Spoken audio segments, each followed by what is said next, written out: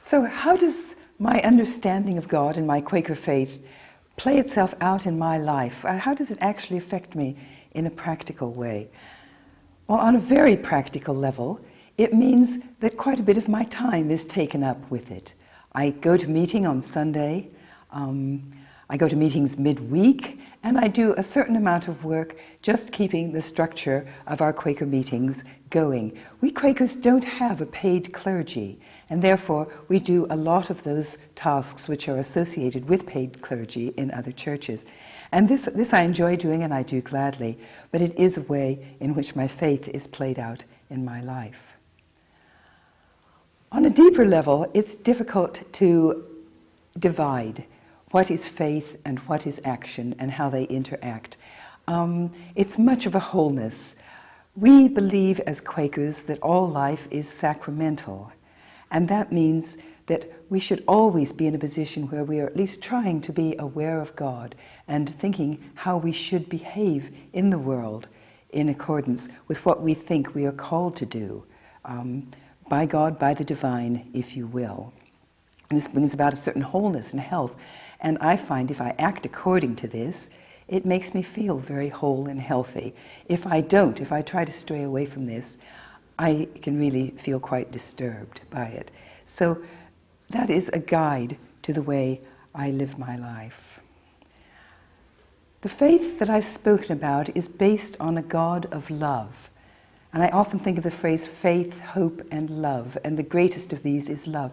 But there is also faith. There is that being aware, and I do try to find time deliberately to be aware of the presence of God in my life, as well as try to be open to it whenever it should just come to me. Hope. Hope is a difficult one. Hope is really optimism in action. And some people are naturally optimistic and others not so. I tend to be on the pessimistic side. So for me, it is a labor to be optimistic. But that means, the hope means the belief, really, the trust that even very small actions can be meaningful. Even little things that you do in your daily life can build up and have some meaning. They can snowball.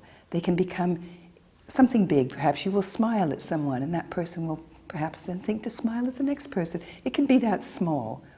And I think it's the same with evil. A small evil or malicious deed can bring about another one, and that too can snowball and become something big. So carry on in hope and in faith. And then in love. If it is of love, it is right, and if it isn't, it isn't. For me, it is really that simple. As Quakers, we do believe that we are all equal in the eyes of God. That means each of us can have some knowledge of the divine. Each of us has the seed of God within us. Each of us is a unique and precious person, a child of God. Now, if you believe that, if that is the basis of your faith, then the way you deal with other people is very much affected by that. And not only on a small daily basis, but the movements that you become involved in, the campaigns, if you will be affected by that. I'm always amazed when people say that religion and politics should be kept separate. That is such a nonsense to me, because politics is the way we behave in the world, and religion tells us how to behave in the world. And so these two are absolutely inseparable. And Quakers have traditionally been very much involved in all sorts of aspects of social justice, of prison reform, of educational reform, of mental health reform, and so forth, as well as the peace movement.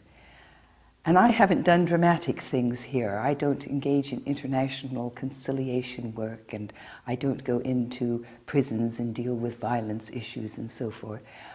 But what I do is support those who do.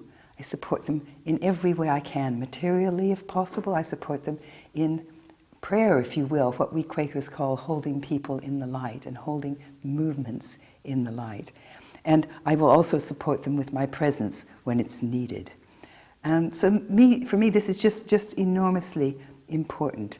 The peace issue is especially grave, and it seems to me we need to continually take action as a measure of faith against the armaments build-up, against the whole military aspect of our society, which does seem so deeply ingrained. So,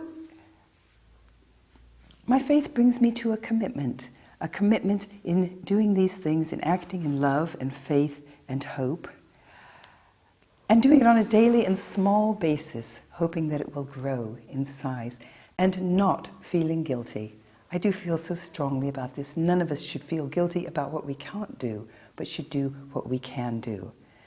And I'd like to finish, curiously, with some quotation from the Buddha, not from Quaker Faith and Practice or a Quaker. Buddha says his disciples are happy because they do not repent the past, nor do they brood over the future. They live in the presence. So live with integrity and love in the present. I think more than that, none of us can do.